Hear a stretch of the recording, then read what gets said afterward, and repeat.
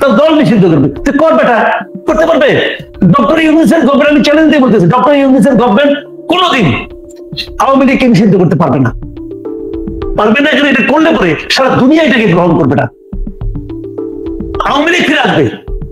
আমি যে এটা কিন্তু সম্পূর্ণ আবার পার্সোনাল অপিনিয়ন, কিন্তু আমি মনে করি এই দেশে আওয়ামী লীগ ফিরে আসবে।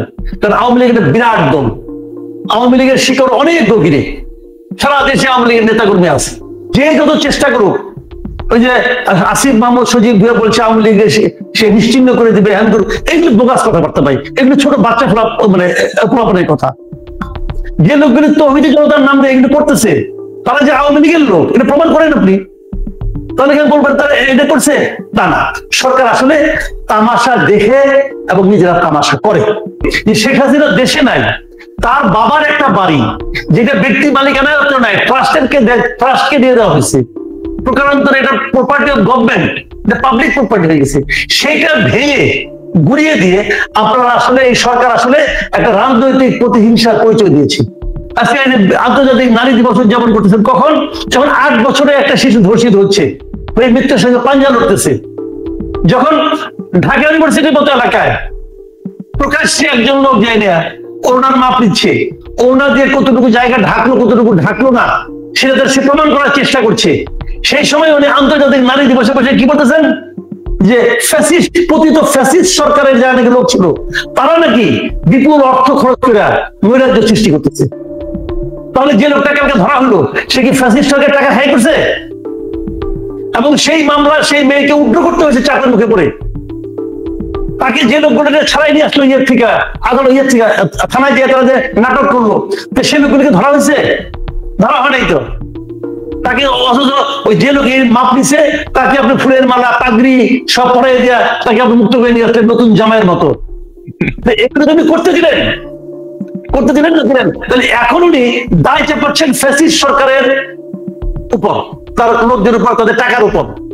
ফ্যাসিস্ট সরকারের লোকেরা যারা দেশ থেকে বিতাড়িত হয়েছে অথবা ক্ষমতা থেকে চলে গেছে, তারা সেটা করতেই পারে, তারা সেটা মানে করে নাই এই গ্যারান্টি আমি দিচ্ছি না, হয়তো করছে হয়তো করে নাই, কিন্তু সেটা তো আপনাকে প্রমাণ করতে হবে। আপনি তো সুইপিং কমেন্ট করতে পারেন না, আপনি কি প্রমাণ করতে পারছেন একটা? এটা শুনে আমার কাছে মনে হয়েছে কি জানেন, আপনি দেখেন 2014 সালের পর থেকে আওয়ামী লীগ কিন্তু তারা একটা বয়ান তৈরি করেছিল। সেটা কি? যদি কোথাও আগুন ধরতো, বলতো কি এটা জামাত শিবিরের অগ্নি সন্ত্রাস, আগুন সন্ত্রাস, বলতো না? বলতো। মাঝে মাঝে ভয় লাগতো এই সিগারেট হয় নাকি বলবে কিনা যে আগুন সন্ত্রাস জামাত শিবিরের, অবস্থাটা এমন দাঁড়াইছিল। এবং এরকম মানে এটা এত করে তারা বলতো, এটাই যেন একটা বাস্তবতা হয়ে দাঁড়িয়েছিল। এখন এরাও সেটা বলতেছে, নিজেরা পারে না, পরিস্থিতি ভালো করতে পারে না, নৈরাজ্য থামাতে পারে না, সন্ত্রাস থামাতে পারতেছে না, ধর্ষণ থামাতে পারতেছে না, দোষ দিচ্ছে কার উপর? ওই আওয়ামী লীগের যারা নাকি পতিত স্বৈরাচারের দোষরদের উপর। ওরা ওদেরকে ধরেন, তাহলে আপনি এই ডেভিল হান্ট করে করলেন নাকি? কেমন তো ধরতে পারলেন না, আপনি হাতে হাতে একটা ধরতে পারছেন, প্রমাণ করতে পারছেন। যে লোকগুলি তৌহিদি জনতার নাম দিয়ে এগুলো করতেছে, তারা যে আওয়ামী লীগের লোক, এটা প্রমাণ করেন আপনি? তাহলে কেন বলবেন তারা এটা করছে? তা না, সরকার আসলে তামাশা দেখে এবং নিজেরা তামাশা করে। এখন দেখা যাচ্ছে যে আমাদের এই অনৈক্য বা এই বিভেদের ফলে আমাদের কিন্তু একটা সাবকনসিয়াস মাইন্ডে কিন্তু মাঝে মাঝে এই ভয়টা কাজ করে যে আসলে কি বাংলাদেশের রাজনীতিতে এই শেখ হাসিনা সে কি আবার পুনর্বাসিত হতে পারে বা প্রত্যাবর্তন করতে পারে? কারণ আমাদের এই অনৈক্য বা বিভেদ থেকে তো মনে হচ্ছে যে হয়তো শেখ হাসিনা আবার এই দেশের রাজনীতিতে প্রত্যাবর্তন করতে পারে বা পুনর্বাসিত হতে পারে। এই ভয়টাও তো মানে মনের মধ্যে কখনো কখনো কাজ করে যে সে যদি সত্যিই চুপ করে ঢুকে পড়ে তাহলে তো আমাদের আবার পরিণতি খারাপ হবে। আপনি কি ওই আশঙ্কাটা দেখেন? দেখেন, আমি একটা কথা বলি আপনাকে, শেখ হাসিনা ঢোকার চেষ্টা করবে, সে তার দলীয় নেতৃত্বে ফিরে আসার চেষ্টা করবে, কিন্তু আমি ব্যক্তিগতভাবে মনে করি আওয়ামী লীগ ফিরে আসবে। আমি যে এটা কিন্তু সম্পূর্ণ আবার পার্সোনাল অপিনিয়ন, কিন্তু আমি মনে করি এই দেশে আওয়ামী লীগ ফিরে আসবে। কারণ আওয়ামী লীগ একটা বিরাট দল, আওয়ামী লীগের শিকড় অনেক গভীরে, সারা দেশে আওয়ামী লীগের নেতাকর্মী আছে। এবং আওয়ামী লীগের যদি নতুন নেতৃত্বের মাধ্যমে আওয়ামী লীগ আসে, আওয়ামী লীগ আবার ভালো করবে এদেশে, এটা হবে। যে যত চেষ্টা করুক, ওই যে আসিফ মাহমুদ সজীব ভুয়া বলছে আওয়ামী লীগ সে নিশ্চিহ্ন করে দিবে, হ্যান করুক, এইগুলো বোগাস কথাবার্তা ভাই, এগুলো ছোট বাচ্চা মানে পোলাপনের কথা, এর বাস্তবতা না এটা। কিন্তু অনেক লোক আছে যারা নাকি বঙ্গবন্ধুকে শ্রদ্ধা করে, তারা শেখ হাসিনাকে ঘৃণা করে, অনেক লোক আছে। কিন্তু একটা দুর্ভাগ্যজনক আমি বলি আপনাকে, এই সরকারের কিছু কিছু লোক তারা আওয়ামী লীগকে নিষিদ্ধ করবে, আওয়ামী লীগকে নিশ্চিহ্ন করবে, এটা বলে বলে এবং তাদের কিছু আপনার বালসুলভ কর্মকাণ্ডের কারণে তারা বরং শেখ হাসিনাকে ফেরত আনার একটা চেষ্টা করতেছে বলে আমি মনে করি। আমি এক্সাম্পল দিয়ে বলি আপনাকে, যেমন ধরেন এই যে 32 নম্বরটা ভাঙা হচ্ছে না? আচ্ছা, এটা কে ভাঙলো? এটা কি সরকার ভাঙছে? ভাঙে নাই। সরকার কি ভাঙায় খুশি হয়েছে? মনে মনে খুশি হইতে পারে, আমি জানি না, কিন্তু প্রকাশ্যে যেদিন ভাঙা হলো তারপরের দিন গিয়ে প্রধান উপদেষ্টা 2বার বিবৃতি দেয় নাই, 2বার দিচ্ছে। একবার দুপুরে দিচ্ছে, তার মনে হয়েছে বিবৃতিটা কম হয়ে গেল, আবার রাতে বেলা দিচ্ছে, গভীর রাতে 2বার তারা বিবৃতি দিয়ে এই ঘটনা কিন্তু নিন্দা করছে। তার মানে ওনাদের নিন্দা করতে হয়েছে। কেন করতে হয়েছে? সারা দুনিয়াকে দেখানোর জন্য এটা আমরা চাই নাই। কিন্তু ওনারা কিন্তু যেটা চাই নাই এটাকে ওনারা প্রমাণ করতে পারছে কোনো একটা কাজের মাধ্যমে, পারে নাই। এর মাধ্যমে হয়েছেটা কি? এর মাধ্যমে যেটা হয়েছে সেটা হলো কি, এই যে শেখ হাসিনা ইন্ডিয়ায় যে লুকায় আছে, পালাই আছে, অথবা ইন্ডিয়া তাকে থাকতে দিচ্ছে, যখন শেখ হাসিনার বিরুদ্ধে আদালতে মামলাটা শুরু হয়েছে এবং যখন নাকি আদালত তার বিরুদ্ধে রায় দিবে অথবা আদালতের মামলার জন্য তাকে আনার প্রয়োজন হবে, তখন কিন্তু সারা দুনিয়ার কাছে ইন্ডিয়া কিন্তু একটা মানে আপনার বেকার যায় ছিল একদিন। তারা বলতে পারতো না, যুক্তি দিয়ে বুঝাতে পারতো না যে কেন তারা শেখ হাসিনাকে ফেরত দিচ্ছে না। এখন কি হলো, এই ঘটনার মাধ্যমে তারা শেখ হাসিনার পক্ষে একটা যুক্তি আমরা ওনাদের হাতে উঠাই দিলাম। এই তৌহিদি জনতা এবং তাদের যারা উস্কাইছে তারা একটা ওদের হাতে একটা যুক্তি উঠাই দিল। কি যুক্তি উঠাই দিল? দেখেন, আমাদের সঙ্গে ইন্ডিয়ার যে চুক্তিটা আছে সেই চুক্তিতে বলা হয়েছে তারা আমাদের বন্দীকে ফেরত দিতে বাধ্য। তাহলে একটা অপশন আছে যেখানে ফেরত না দিলেও পারবে, সেটা হলো যদি আশ্রয়দাতা রাষ্ট্র মনে করে যে এই বন্দীকে ফেরত দিলে উনি রাজনৈতিক প্রতিহিংসার শিকার হতে পারেন, তখন তারা নাও দিতে পারে। সিম্পলি এই ঘটনাটা আমরা ঘটাই দিলাম 32 নম্বর ধ্বংস করে। কি হলো, এখন তারা বলবে যে শেখ হাসিনা দেশে নাই, তার বাবার একটা বাড়ি যেটা ব্যক্তি মালিকানায় হতো না, ট্রাস্টকে দিয়ে দেওয়া হয়েছে, প্রকারান্তরে এটা প্রপার্টি অফ গভর্নমেন্ট, এটা পাবলিক প্রপার্টি হয়ে গেছে, সেটা ভেঙে গুড়িয়ে দিয়ে আপনারা আসলে এই সরকার আসলে একটা রাজনৈতিক প্রতিহিংসার পরিচয় দিয়েছে। যেহেতু তার বাড়িটাই রাজনৈতিক প্রতিহিংসার পরিচয় গিয়ে পড়ে গেছে, অতএব শেখ হাসিনা রাজনৈতিক প্রতিহিংসার মধ্যে পড়বে। তাহলে শেখ হাসিনাকে কিন্তু আমরা আনার চেষ্টা যে করতে পারতাম, সেই জায়গায় কিন্তু আমরা একটা সমস্যা ক্রিয়েট করলাম এই বাড়িটা ভেঙে, এবং অন্য অন্য আওয়ামী লীগের নেতা কর্মীদের বাড়িটা ভেঙে। এই কাজটা ইনিশিয়েট কে করেছে বলেন? ইনিশিয়েট কে করেছে? বিদেশে বসে যে পিসাব করছে ইনিশিয়েট, তো উনি তো আলটিমেটলি ইন্ডিয়াকে সুবিধা করে দিল রে ভাই। সে তো আলটিমেটলি শেখ হাসিনার সুবিধা করে দিল, সারাদিন শেখ হাসিনা নামে গালাগালি করে, আর আসল কামটা সে করে দেয় এইভাবে। এই জিনিসটা বুঝতে হবে। আমাদের অর্ধশিক্ষিত লোকেরা এটা বুঝে না, তারা পিসাব জিন্দাবাদ বলে মাঠে নেমে যায়। এগুলি করে দেশে যখন অস্থিতিশীল সিচুয়েশন ক্রিয়েট করে, এই যে যদি অস্থিতিশীল হয়, কার লাভ রে ভাই? কার লাভ বলেন? যার লাভ সে তার পারপাস সাফ করতেছে, বুঝে না এটা।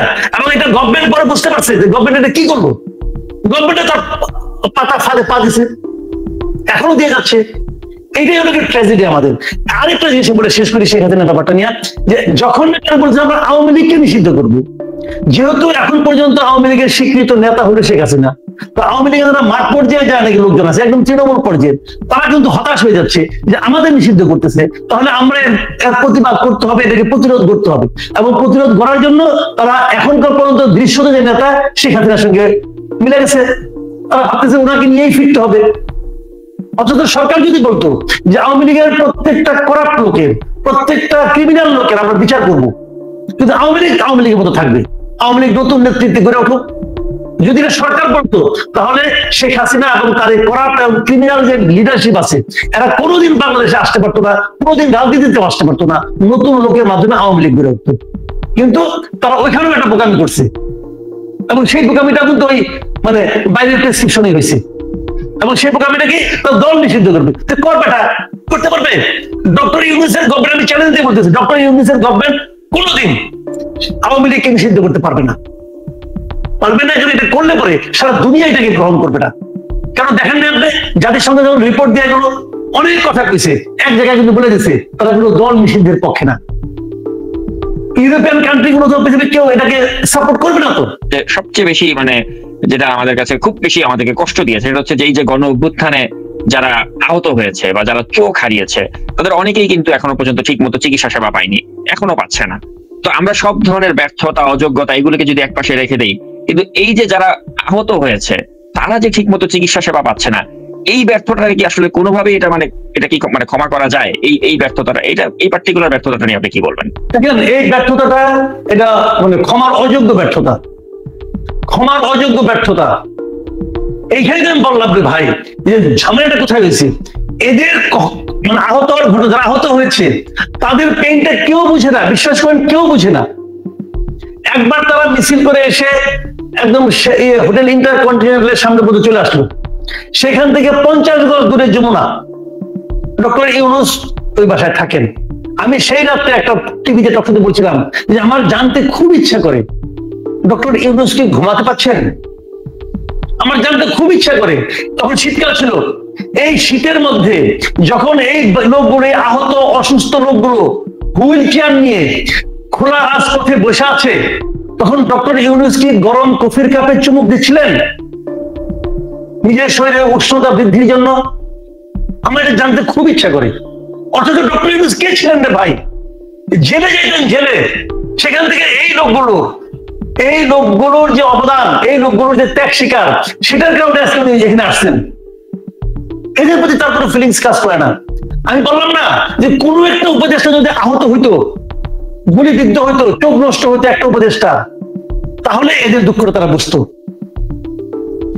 আমি এটাও বলি আপনাকে, যারা এই উপদেষ্টা মন্ডলীতে আছে তারা, আমি আপনাকে চ্যালেঞ্জ দিয়ে বললাম, শতকরা 80% উপদেষ্টা কখনো এই আন্দোলনের সঙ্গে শারীরিক, মানসিক, অর্থনৈতিক, বুদ্ধিভিত্তিক কোনোভাবে এই আন্দোলনের সঙ্গে জড়িত ছিল না।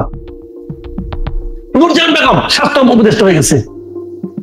আপনি যখন আন্দোলনে যারা আন্দোলন তীব্র আকার ধারণ করছে, তখন থেকে যদি আপনি এই আন্দোলনকারী বলতেন তোমরা আন্দোলনটা ভালো মতো করো, তোমরা যদি আন্দোলনটা সফল হও, তাহলে আমরা নূরজাহান বেগমকে স্বাস্থ্য উপদেষ্টা বানাবো, বললে পরে ওই লোক কি করতো? আপনাকে যদি চোর মারতো, ব্যাপারটা কে নূরজাহান বেগম, তাহলে স্বাস্থ্য উপদেষ্টা বানাইতে হবে। সে তো স্বাস্থ্য উপদেষ্টা বসে আছে, আবার স্বাস্থ্যের 12টা বাজাচ্ছে। সে বুঝেই না কি জিনিস, সে বুঝেই না। তাকে যদি বলা হয় কনসালটেন্ট, সে কনসালটেন্ট বলতে মনে করে যে বিভিন্ন রকম ফিনান্সিয়াল কর্মকাণ্ডের কনসালটেন্সি করে না ওরা, সে বুঝে না তো ভাই। আমি যে কথাটা বললাম, আমি কিন্তু বানিয়ে বলতেছি না, আমি জেনে বলতেছি। এবং এটা কিন্তু ডক্টর ইউনূসও বুঝে, যদি পারছেন না ওনাকে সরাবেন না। কেন সরাবেন না? ওনার পরিচিত লোক, ওনার পছন্দের লোক, ওনার সঙ্গে দীর্ঘদিন কাজ করছেন, রিটায়ারমেন্ট হয়ে বাইরে দিয়ে নাতি নিয়ে খেলাধুলা করতো, কোন নাতি কি খাইতে পছন্দ করে সেটা বানাইতো, এগুলি করতো। ঠিক আছে, অবশ্যই বিনোদনের জন্য তারা এখানে আসছে, করতেছে কাজ। ডক্টর ইউনূস ভাই বাংলাদেশকে চেনে না, ক্লিয়ার। আপনি যখন উনি এই উপদেষ্টা হওয়ার আগ পর্যন্ত, উনি যত বছর ছিলেন বাংলাদেশে, মনে করেন আপনি গ্রামীণ ব্যাংক করার পরে, আপনি একদম কড়াই গন্ডায় হিসাব না দেখেন উনি কতদিন দেশে ছিলেন আর কতদিন দেশের বাইরে ছিলেন। উনি বাংলাদেশকে চিনে না, জাস্ট চিনে না, উনি যে গ্রামীণের কিছু লোকজনকে চিনে, এর বাইরে চিটাগাং কিছু লোকজনকে চিনে, এই চিনে উনি। এই জন্যই তো লোকে বলছে যে এনজিও গ্রাম সরকার।